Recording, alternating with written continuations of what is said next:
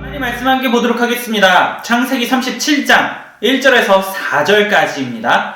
창세기 37장 1절에서 4절 우리 한 목소리로 함께 읽도록 하겠습니다. 시작. 야곱이 가나안 땅 곧 그의 아버지가 거류하던 땅에 거주하였으니 야곱의 조건은 이러하니라. 요셉이 17세의 소년으로서 그의 형들과 함께 양을 칠 때에 그의 아버지의 아내들 빌하와 실바의 아들들과 더불어 함께 있었더니 그가 그들의 잘못을 아버지에게 말하더라. 요셉은 노년에 얻은 아들이므로 이스라엘이 여러 아들들보다 그를 더 사랑하므로 그를 위하여 채색옷을 지었더니 그의 형들이 아버지가 형들보다 그를 더 사랑함을 보고 그를 미워하여 그에게 편안하게 말할 수 없었더라. 아멘. 오늘은 나는 하나님의 자녀, 나는 하나님의 자녀란 제목으로 말씀 함께 나누도록 하겠습니다. 자, 우리 친구들 한 주간 잘 지냈나요? 자, 지난주에 우리가 이 야곱의 스토리를 통해서 하나님이 우리와 함께 하시고 우리를 하나님의 자녀로 만들어 가신다라는 사실을 함께 나누었습니다. 자, 계속해서 우리가 창세기 인물들을 살펴봤는데 아브라함, 이삭, 야곱까지 우리가 살펴봤어요. 그리고 이제 창세기의 마지막 인물인 요셉을 우리가 몇 주간 함께 알아가 보도록 하겠습니다. 자, 아마 요셉이라는 인물은 우리 친구들이 많이 알 거예요. 굉장히 많이 들어봤고 또 이 요셉이라는 이름이 우리에게 좀 친근하게 다가오고 익숙한 이유는 아마도 친구들 중에 우리 친구들의 친구들 중에 요셉이라는 이름의 친구가 있을 수 있어요. 의외로 이 요셉이라는 이름을 쓰는 사람들이 굉장히 많거든요. 뭐 김요셉, 박요셉, 이요셉 뭐 이런 식으로 굉장히 많은데 그래서 아마 이 요셉이 우리에게 더 친근하게 다가오는 것 같아요. 그래서 오늘은 요셉이 어떤 인물이었는지 어떤 일들을 경험했는지 몇 주간 함께 알아보도록 하겠습니다. 자, 지난 시간에 야곱이 이 12명의 아들이 있었다라고 우리가 함께 나눴습니다. 알아봤죠. 근데 그 중에서 야곱은 정말 딱 한 명의 아들을 엄청나게 사랑했어요. 그 아들의 이름이 바로 요셉이었습니다. 자, 그런데 요셉이 12명의 아들 중에 순번이 몇 번이었냐면 11번째였어요. 1, 2, 3, 4, 5, 6, 7, 8, 9, 10 요셉 그리고 12번 이랬던 거죠. 그러면 요셉은 이건 완전히 막내예요. 1번부터 10번이 그 위에 있었기 때문이죠. 그런데 야곱이 1번부터 10번은 니네 저리 가 하고 어이구 요셉아 이제 이러는 거죠. 요셉만 엄청나게 예뻐했어요. 왜 그러냐면 요셉이 뭔가 아버지에게 막 아부를 잘하고 막 이래서 그런 게 아니고 야곱에게 이제 아내들이 있었는데 야곱이 정말 너무나도 사랑했던 아내의 이름은 라헬이었어요. 그런데 라헬에게 계속해서 자녀가 없었거든요. 그런데 이 라헬에게 자녀가 생겨서 낳은 아들이 요셉이었던 거죠. 그러면 굉장히 지금 늦은 이 아내가 라헬이라는 아내가 아들을 낳는 데까지 시간이 굉장히 오래 걸린 걸 우리가 볼 수 있어요. 그런데 결국에는 이 라헬이 요셉을 낳음으로써 야곱은 요셉을 보면서 모든 사랑을 쏟는 거죠.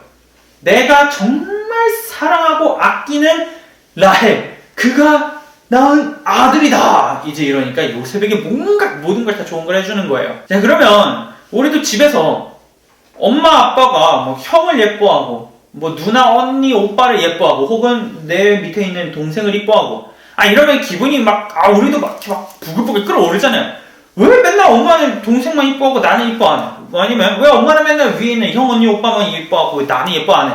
이런 식으로 막 시기와 질투가 생기는데 요셉의 형들이라고 달랐을까요? 아니죠. 똑같았어요. 우리랑 똑같이 생각했어요. 그런데 아버지가 이 11번째에 있는 이 요셉만 예뻐하니까 위에 1번부터 10번까지는 형들이 막 부글부글 하는 거죠. 그런데 요셉이 성격도 썩 좋지 않았어요. 왜냐하면 고자질을 굉장히 자주 했습니다. 그 말씀이 오늘 우리가 읽었던 말씀의 앞부분이에요. 형들이랑 딱 놀러가서 형들이 뭔가 잘못을 했어요. 그러면 쭈루루루 쫓아와가지고 아버지 형들이 잘못했어요 뭐 이렇게 얘기하는 거예요. 그러면 아버지가 그 얘기 듣고 형들을 혼낼 거 아니에요. 그러니까 형들이 요셉을 보면서 요셉과 그렇게 썩 친해지고 싶지도 않고 얘는 좀 부담스러운 애인 거죠. 아버지의 사랑을 엄청나게 받는 것도 모자라서 우리가 뭔가를 잘못했으면 그거를 같이 좀 이렇게 좀 숙여주면 좋겠는데 아버지한테 가가지고 다 고자질하니까 형들의 입장에서 요셉은 굉장히 불편한 존재인 거예요. 그런데 여기 한 가지 더해서 어느 날 야곱이 옷을 하나 딱 준비해서 요셉아 입자 이러면서 딱 입혀줘요. 그 옷이 뭐냐면 채색 옷이라는 거예요. 자, 채색 옷은 우리 친구들 쉽게 말하면 너가 우리 집의 서열 1위다 라고 하는 거예요. 자, 야곱에게 12명의 아들이 있었고 요셉은 11번째예요. 그런데 지금 야곱이 요셉에게 이 채색 옷을 입혀주면서 너가 12명의 아들들 중에 순번 1번이다. 너가 서열 1위다. 그러니까 이 말은 첫째 아들은 서열 2위가 되는 거예요. 엄청난 일을 지금 야곱이 요셉에게 해주는 거죠. 1번부터 10번 다 필요 없어. 요셉, 너가 내 뒤를 이을 사람이야. 이거를 하는 겁니다. 그러면 1번부터 10번까지 있는 형들이 굉장히 이 마음이 어떻겠어요? 막 부글부글 끓어오르겠죠. 여기에 또 더해서 어느 날 요셉이 꿈을 꿨다고 막 얘기를 해요. 그것이 무엇이냐면 밭에 나가가지고 곡식 단을 이렇게 만들었더니 자기 단을 중심으로 형들의 단이 절을 했다. 이렇게 얘기를 하는 거예요. 그리고 자기가 이렇게 서 있는데 해, 달, 그리고 11개의 별들이 자기를 향해서 이제 절을 했다. 이렇게 얘기하는 거죠. 그랬더니 형들이 이제 뚜껑이 열렸어요. 너가 아버지의 사랑을 받고 채색 옷까지 입더니 드디어 네가 미쳤구나. 우리가 너를 섬기고 너에게 절을 한다고? 말도 안 되는 소리 하지 마! 이제 형들이 이렇게 화가 나기 시작했어요. 그래서 결국에 이 형들이 한 가지 방법을 생각합니다. 그게 무엇이냐면 요셉을 이 세상에서 없애자라고 결심을 하게 돼요. 얘만 없으면 우리 집은 평화로, 얘만 없으면 아버지가 이제 얘를 편애하고 얘만 사랑하는 거 우리가 볼 필요도 없고 고자질하는 것도 볼 필요 없고 맨날 저 채색 옷 입고 뛰어다니면서 앞으로 형들이 나한테 절할 거야 이렇게 말하는 저 요셉을 볼 필요가 없어 라고 생각하는 거죠. 굉장히 지금 끔찍한 생각을 하는 거예요. 그래서 형들은 구덩이를 엄청나게 깊게 팝니다. 사람이 올라올 수 없을 정도의 구덩이를 파고 요셉을 유인해서 요셉의 채색 옷을 벗기고 요셉을 그 구덩이에 빠뜨려요. 그럼 요셉이 어떻게 했을까요? 당연히 살려달라 했겠죠. 그런데 형들은 요셉을 딱 꺼내줘요. 그 다음에 이제 꺼내준단 말이에요. 꺼내주고 그래 요셉아 이제 정신 차렸니? 우리 말 좀 듣자. 이렇게 협박한 게 아니고 길을 지나가던 상인에게 요셉을 팔아버려요. 형들은 자신들의 손으로 피를 묻히면서 동생을 죽이는 게 아니고 상인에게 요셉을 팔아서 저 먼 애굽 땅, 이집트 땅의 노예로 요셉을 보내버리게 됩니다. 요셉을 이제 처리했어요. 그리고 형들은 이 채색 옷에 동물의 피를 막 발라요. 피를 발라서 아버지에게 이제 갑니다. 가가지고 이렇게 얘기하는 거예요. 요셉이 들판에서 짐승에게 만나서 찢겨 죽었습니다. 보십시오. 이 채색 옷이 피로 물들었지 않습니까? 아버지를 속인 거죠. 자, 그래서 이 일은 야곱의 가족 모두에게 비극이 되었어요. 야곱은 자기가 너무나 사랑하는 그 아들 요셉이 죽었다고 생각해서 너무나 마음이 아팠고 형들은 동생을 노예로 팔아버리고 아버지를 속이는 일을 했어요. 이것도 굉장히 끔찍한 일이죠. 그리고 요셉은 아버지의 사랑을 너무나 듬뿍 받던 그 막내 아들에서 거의 막내급 아들이었죠. 여기서 이제 노예로 누군가의 종으로 팔려가게 되는 모두에게 비극적인 일이 일어나게 됐습니다. 여기까지가 오늘의 스토리예요. 그런데 여기까지만 들으면 굉장히 지금 내용이 엄청 비극적이에요. 요셉이 종으로 팔려갔다 이러고 끝나잖아요. 그런데 우리가 여기서 한 가지 기억해야 될 것은 하나님의 계획 안에 하나님께서 지금 굉장히 엄청나게 놀라운 계획을 갖고 계시는데 그 계획 안에는 요셉이 애굽으로 가야만 했어요. 요셉은 애굽의 종으로 팔려가야만 했어요. 그렇기 때문에 지금 벌어지는 일련의 사건들은 하나님의 모든 계획 안에 들어있었다는 것을 우리가 반드시 기억을 해야 됩니다. 이것이 어떠한 일로 벌어지는가는 계속해서 말씀을 나누면서 보게 될 거예요. 지금 먼저 결말을 얘기하면 재미없으니까 나중에 이제 요셉이 형들에게 얘기해요. 이것 때문에 하나님께서 나를 애굽의 종으로 보내신 겁니다. 형들을 통해서 라고 얘기를 딱 한 번 합니다. 엄청나게 드라마틱한 일이 벌어진 거죠. 그 일을 위해서 지금 요셉은 팔려가는 거고 모두에게 비극적인 일이 지금 일어나게 된 것이죠. 형들의 죄 때문에 지금 이런 일이 일어나게 된 것입니다. 우리도 마찬가지로 삶을 살다 보면 요셉과 같은 일을 경험할 때가 있어요.